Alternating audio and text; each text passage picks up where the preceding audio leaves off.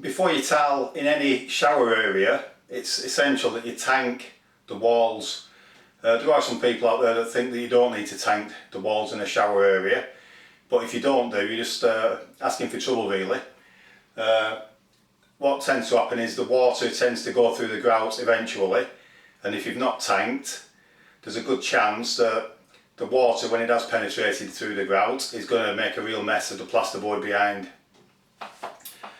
A lot of bathroom installers that I know, and a lot of professionals, always use a tanking system like this. This one is the AquaSeal tanking system, and we're going to be applying this in a few minutes. So this is our shower area, and we're going to be fitting a shower bath in here. But it's only actually going to come to about there, and then here there's going to be the shower screen coming out. So I need to tank that wall at the back and this wall at the side as far down here as the kit will reach. And there's enough in here to tank about 7.5 square metres. So when you get a kit like this, you will get a set of instructions, and it's essential that you read the instructions, and it's important that you know what you're doing. If you take a look in the kit, you get some tanking primer, which you apply first, and then waterproof tanking tape, which is for the joints and the actual corner.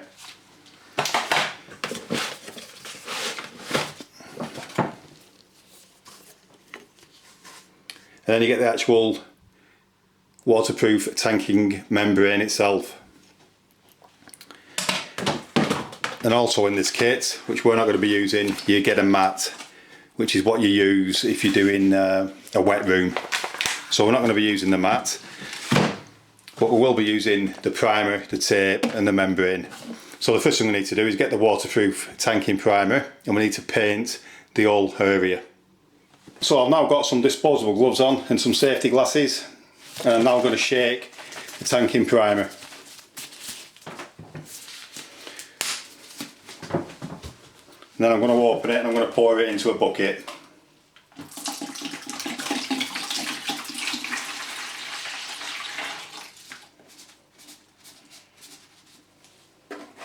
And I have got rather a large brush here, so it should mean that we can cover the area quite quickly. Once you've applied this, it takes about an hour for it to dry. So I'm going to start to apply the primer at the top of the area.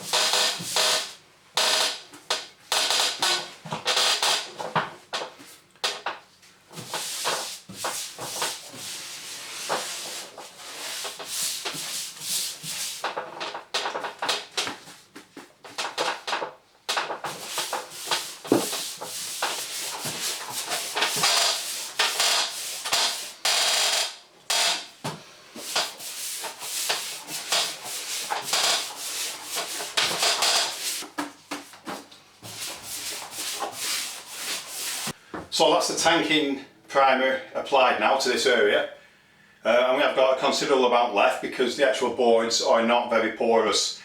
If you were putting it on plaster or something like that, it'd soak in really quickly and you'd use a lot of it very quickly. But because these boards are moisture resistant boards anyway, they're only semi-porous, so we've only used a small amount of the actual tanking primer. So we're now going to leave this to dry for at least an hour before we proceed to the next step. So I've primed all the walls using the tanking primer, and now it's time to apply the tanking tape. And this needs to be applied to any corners, any gaps and any joints. So we will be fitting it down here in this joint and also in the corner. And in order to fit this tanking tape, you're going to need a seam roller. And that's a seam roller. It's got a roller on the edge, obviously, and you use these quite a lot in decorating for rolling your seams. So I've cut my first piece of tanking tape to length, and it looks like that on the front, and that side is the side that is visible, and then on the back you've got the adhesive, and the tape is actually folded in the corner and cut so as it can peel off one side at once. So we're now going to apply this to the corner of the room. So what we're going to do is we're just going to stick one side down to begin with. We're not going to try and stick both sides at once because this is very sticky. So I'm just going to peel off a couple of inches, and then I'm going to place it into the corner like that.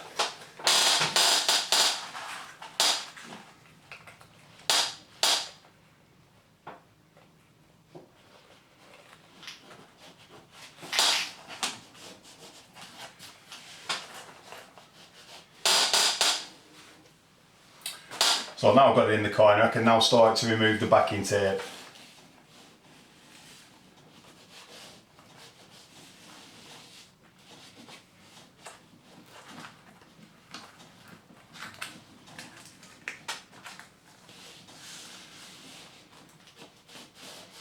And now I'll just give that a quick roll with the seam roller.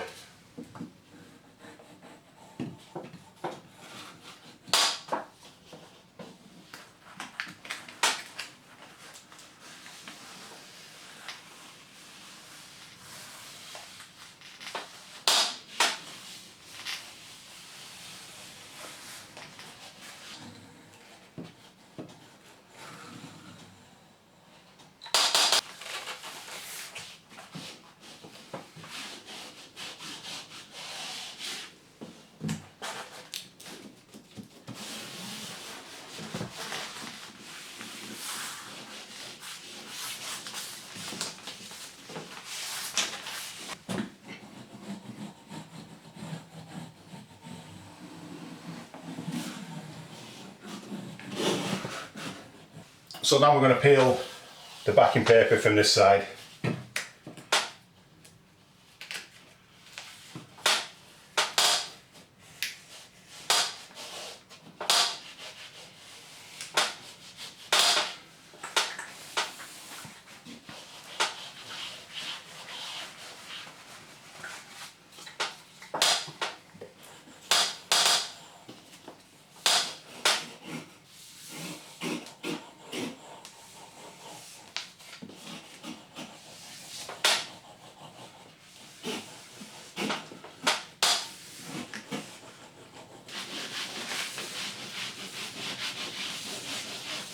So we'll now just go over that with a seam roller and just make sure that it's completely stuck.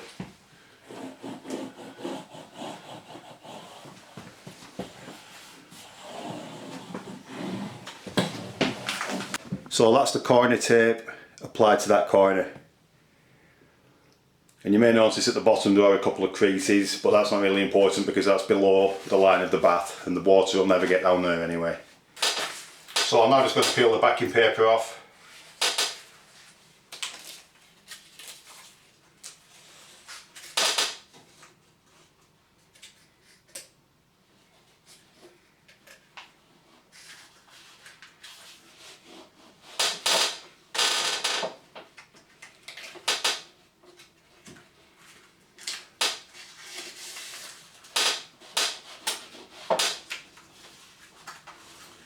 And now I'm just going to peel it off from both sides of the tape this time.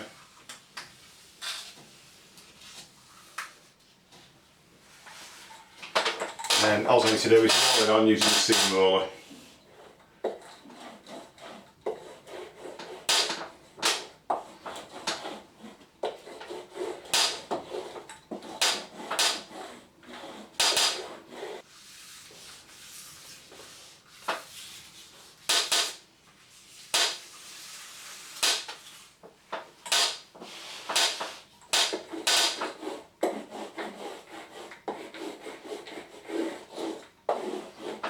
You also need to seal around any pipe entries, and this is where the bath filler stroke shower mix is going to be fitted. So I've already sealed between the plasterboard and the pipe using some plumber's gold, and I've now got the tanking tape and I've pressed that on there to give me an indentation in the back, which I've started to cut out there using the Stanley knife. So now I've cut the two holes out, I can now put this over the pipes.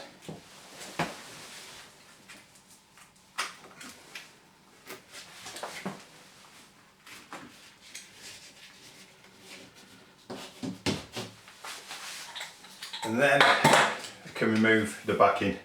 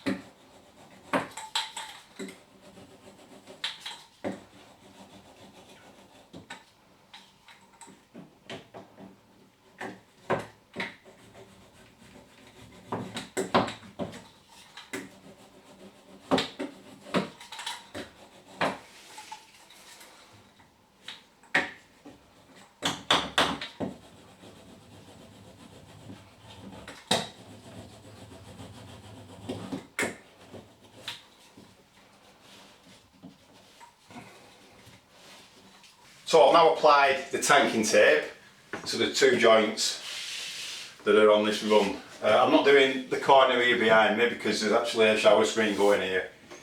So this is the actual shower area around here. And I've also covered the water inlet pipes using the waterproof tanking tape. So the next step is to apply the tanking membrane. And I'm going to apply this using a 4-inch brush. And I'm going to do the first coat horizontally and then the second coat vertically, and that way you ensure that there's no gaps and you don't miss anything when you're painting this on. So I'm now going to get the brush and I'm now going to start painting this on from the corner outwards. And before I start applying the tanking membrane, I'm going to make sure I've got my safety glasses on and some disposable gloves.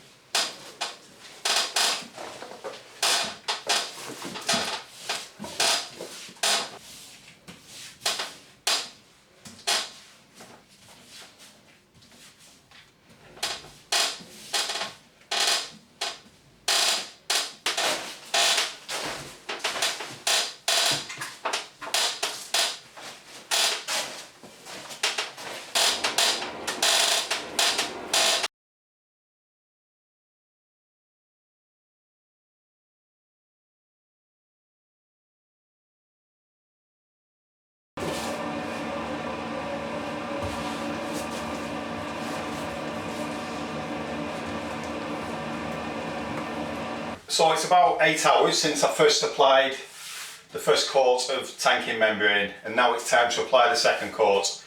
I'm now going to finish the tanking process by applying some more tanking membrane to this wall, to the whole area, but this time I'm going to finish the brush strokes off vertically instead of horizontally like we did last time.